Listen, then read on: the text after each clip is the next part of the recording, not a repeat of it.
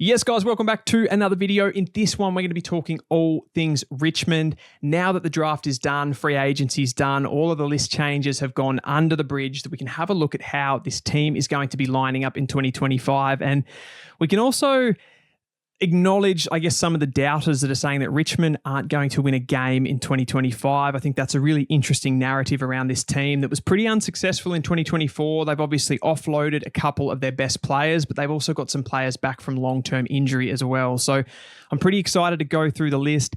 This is pretty much going to be what I think the best sort of 22-23 is on the field for the next season. I mean, I'm not really taking into consideration injuries there, players coming into the side late and that sort of thing. So this is just who I think are the best players, and when Richmond are at full strength, who they're going to put on the team.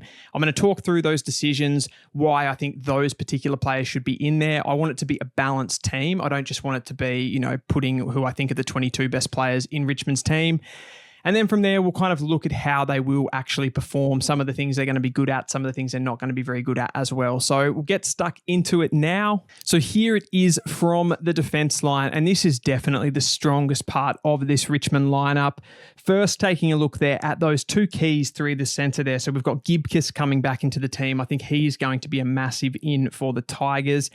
And then you're going to be able to have that flexibility to throw Noah Bolter back there. So I think how these two guys are going to work in the lineup, Bolter's going to be able to take that more gorilla type forward, your really big body player. Think about that round one clash where you're up against Carlton. I think Bolter's going to be on someone like a Mackay, and then you're going to get Gibkiss being able to have that athleticism, that a little bit more silk, I suppose, on the outside to be able to run with someone like a Charlie Curnow as well. So he's going to give this defense a lot more stability and a lot more just defensive acumen, because when he has been in the team, he's looked super, super impressive.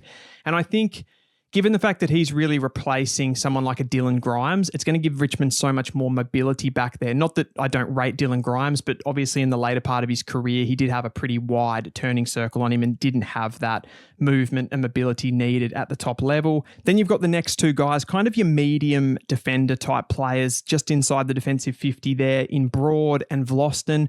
I think Vlosten over there on the right, he is one of the best players in the competition at intercepting the football. This guy takes as many intercept marks as James Sicily, so he's such a good shield back there and such a good foil for those other two more key position players in Bolter and Gibkiss as well. He's going to win the ball back off the opposition a lot and really help with that side of the game. Yeah, he doesn't probably progress the ball as some other smaller defenders, but you've got your Jaden Shorts and your Tom Browns, who I'm going to get onto, that are going to do that for you. He's really just going to be as a really versatile, a really flexible defender that can play on talls, can play on smalls, and win the ball back for you in the air.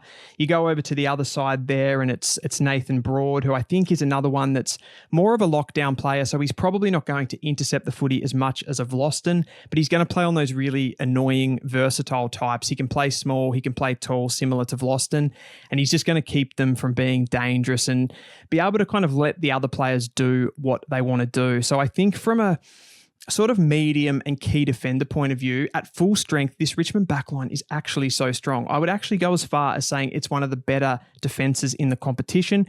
When you get to the offensive part of it, it's maybe not as strong. So you look at those two half forward flanks, if you want to call them that, those two sort of running back players, Jaden Short there on the left and Tom Brown on the right. I think Jaden Short sort of speaks for himself. He's got a lot of games under his belt now. He's a really experienced player in this team. He was the best player last year for meters gained for Richmond, so he does run the ball out of that back line. I think what he's going to have to sort of morph into this year is a little bit more of an offensive threat in the front half of the ground. Dan Rioli was one of the best players at Richmond last season for kicking the ball inside 50. Jaden Short played a lot deeper than that. So if Jaden Short can get a little bit higher and use those beautiful foot skills that he has, I think he's going to really go a long way to help this team from a defensive, offensive point of view, if you get me there.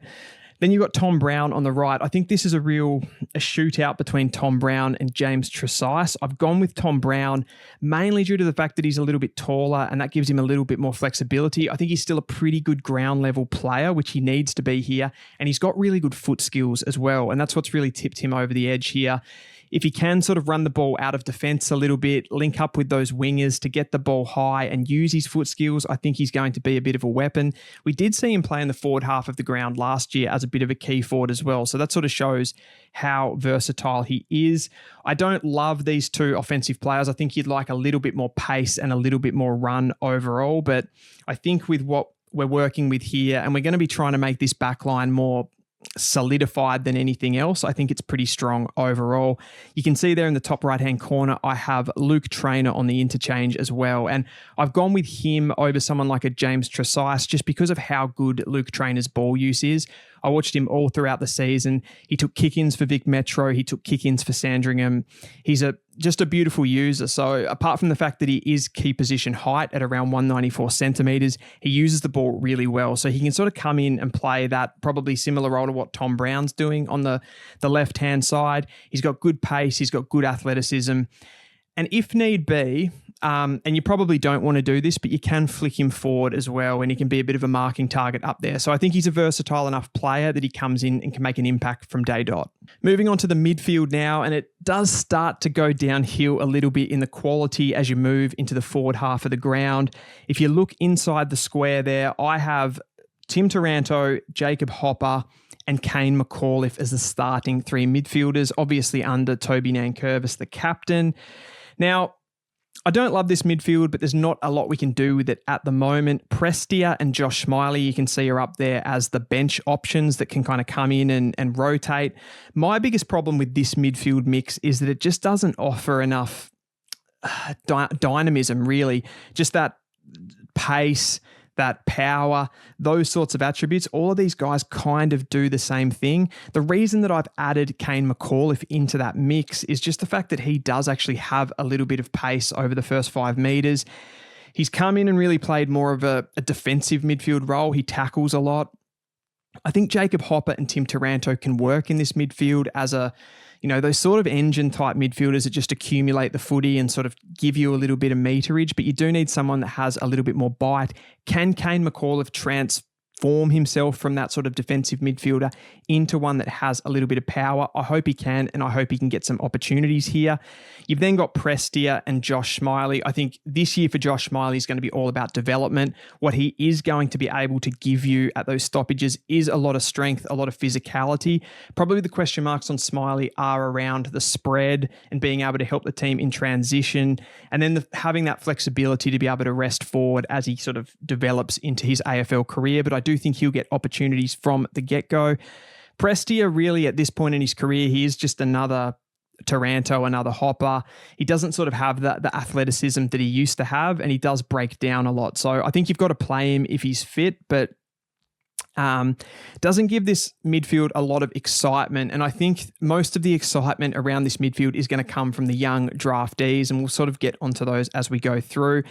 I think what this midfield overall will be able to give you is just some stability at clearance, I think. I don't think you're going to get absolutely belted if these guys can stay fit and kind of can be in there. I do think there's sort of dynamism problems. There's high end, that sort of like really A+ upside midfielder in this group. But as far as, maybe keeping you off the bottom of the ladder, I think this is stable enough to perhaps be able to do that. Nankervis, an experienced good ruckman, is really nice. We'll go to the wings there. I've gone with Ralph Smith and Banks on either side. I think both of those players had really good 2024 seasons and showed a lot. The pace and just the athleticism to get up and back and help those defenders on the transition as well. Both of these players really showed that. Particularly, I think Banks towards the end of the season did have some really promising, some really good games. What these two guys probably lack is just that end product, that ball use to be able to sort of find that really tricky pass going inside 50 to open up the game. They probably don't have that. What they do give you, though, is, as I said, that pace, that endurance to be able to get up and down the ground and give you some ball movement. So if they can link up with the likes of Jaden Shaw and Tom Brown coming off the half back line, I think that's really going to help and be an option. So we'll move on here to the forward line, and this is where probably Richmond are going to see the most amount of change in the 2025 season. If you look up the middle there, you can see that Tom Lynch is sort of playing as that deep aerial key forward. I think he's still going to keep defenders pretty occupied with his height, his reach. The body's breaking down a little bit, so I think he does have to be more of that sort of stay-at-home forward. But he is going to occupy good defenders and create space for other players for sure. As you can see, they're sort of in the centre half forward position, but really I've got this guy as wanting to be the sort of athletic key forward. It's Jonty Fall. He's a different type of key forward, Jonty Fall. He's probably more of sort of what I would call a power forward. He plays with a lot of physicality. He gets to a lot of contests and he competes really strongly in the air as a sort of 194, 195 centimetre key position forward. I love the way that he plays and he is going to be able to bring other players into the ground. So I think he can get some opportunities here. I haven't gone with Harry Armstrong. I've gone with Jonty Fall just because of those reasons. The fact that he gives you something a little bit different and the amount of contests that he gets to. I've then gone with Bauer as that other taller key position player. He's around the 192 mark. And I thought he finished off the 2024 season really, really strongly as a key position forward. I think originally he was drafted as a defender, but if he can be a little bit of a foil there, play that sort of, I guess, a third tall type, be that sort of aerial hybrid that can get a little bit higher up the ground, help Fall in some of those marking contests. I think this forward line works for now. It's probably not the most talented forward line or key position forward line in the league, of course, but it'll be about getting games into Jonty Fall and then slowly being able to get players like Harry Armstrong into the team as well to get development into these guys. Then we look at the smalls. I've gone with Sam Lawler as one of those sort of higher half forwards. I don't think he particularly suits that role, but he does have a lot of like aerial presence to be able to help out the likes of Jonty Fall and Bauer if they need it. And I think what he's going to be able to do is pinch hit in the midfield. Yeah, he's not going to do it a lot. It's probably going to be 20, 30% CBAs, but he is going to be that player that gives you a little bit of dynamism in there, a little bit of pace and a little bit of power to be able to sort of break the game open when Richmond really need it. So playing off the half forward, he's going to be able to do that. And of course, with all of the traits that he has, he is going to be dangerous inside forward 50 as well. You look over to the other players there. I've gone with Seth Campbell. I think he's sort of the prototype high half forward these days. He gets up and back, down the ground, really plays as sort of an extra winger, someone that comes up to stoppage and he can get involved in that part of the game as well. And then he can sort of push forward late, get over the back and be a real threat at ground level inside forward 50 as well. So Campbell works perfectly.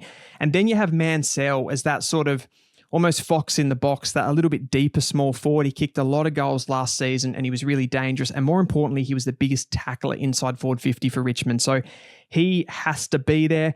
You look to the interchange and I've gone with Jasper Alger. Just on the balance of things here, I think he's that sort of small hybridy type small forward. You think about players like Luke Bruce. He's somebody that fits that mold. Richmond don't really have that type across the forward. You could argue maybe Sam Lawler's going to be playing that role, but as you get him into the midfield, I think you're going to want to get games into a specialist small forward like Jasper Alger. So I think he's going to play that pretty well. Is this the best forward line in the competition? Obviously not. There's a lot of work and a lot of water that has to go under the bridge here to get games into these guys, to get it to gel. I think the team's good enough behind the ball that the team doesn't have to get flogged every week and these guys can compete and keep them in games. So I think overall we've struck up a pretty good balance here and we'll move on to the rest of the interchange. So this is sort of a wider view of the team. As you can see the interchange there, Josh Smiley, like I said, with Prestia as the midfielders. Luke Traynor is that sort of player that can come off and play a bit of a running defender role or a key position player in the forward half or the back half of the ground. So he has that flexibility. Jasper Alger is the small hybrid forward, someone that gives you something aerially and at ground level. And then I've gone with Steely Green there as the other one. Whether he's sub, I mean, you can sort of pick that on the day, but I think Steely Green gives you a little bit of pressure and a little bit of ground level presence inside that forward 50 if it is looking a little bit tall overall. So I sort of like the balance there. With the emergencies, you can see the guys that are close to getting a game. James Tresice. I've gone Samson Ryan just for the flexibility of an emergency there. And also Rioli as the other one. I think he's probably a little bit unlucky to miss out, but I think if you're playing that deep small forward, it really has to be Mansell who gets the job. And then I don't think you can play both of those players because it's just not enough run across the whole ground. So if you look at the team overall there, I've really tried to go for balance across the lines. I think we're the most stable there behind the ball, which means that Ultimately, you're hoping that you're not on too many beatings and you're leaving a large amount of work onto players like Bolter, like Gibcus to stop the run of those inside 50s that will come at times. I think the midfield, I haven't gone too heavy with youth in there. I just don't want them to get beaten too badly. I want players like Hopper and Taranto to be able to hold this up a little bit, and you can sort of get those guys into the game. And then you can play a few of those guys like Lawler, even Smiley at times in the forward half of the ground, like Jonty Fall. I haven't ran with 2 key position tools for first-year players. I just think that's too much on those guys. So I've gone with Fall over Armstrong. That one might be a little bit controversial. And then you've got Jasper Alga there coming in off the bench as well. So how you mix and match things is going to be interesting with putting players into different positions. You know, you can, with someone like a Smiley, you can definitely roll him across half back even. You can play him a little bit as a forward. Sam Lawler probably the same at different times, just to give him that positional flexibility and just looks at it as well. A little bit more ball in his hands, as it will be a difficult role for Richmond up there on that half forward flank. So how do I think Richmond are going to finish in the 2025 season? Well, they obviously finished last in 2024, and although there were plenty of injuries and plenty of reasons for that happening in that season, they have still lost 3 of their best players in Bolton, Baker and Rioli. What can we expect from these guys in 2025? I do think this will be a heavily developmental season, playing players like Smiley, like Lawler, like Fall, like Alga, just trying to get games into these guys. I think there will be some big beatings, and I think they will lose a lot of games. Ultimately, I do think Richmond will finish in the bottom 2 places on the ladder. I think it's really tough to back them in to see this any different way. What it'll be about for them is being competitive and just showing signs with those rookies. And ultimately for Richmond, it's about 2 to 3 seasons down the track, another couple of drafts, getting more players in and sort of refreshing this lineup. So that is a wrap for the video, guys. Let me know if you agree with my best 22-23 for Richmond. Did I get any wrong? Did I go too youthful? Did I get the balance right overall? Let me know. I'm going to have a lot more of these videos coming out. I'm going to do one for every team coming into the season. Thanks again for watching, guys, and I'll see you next time.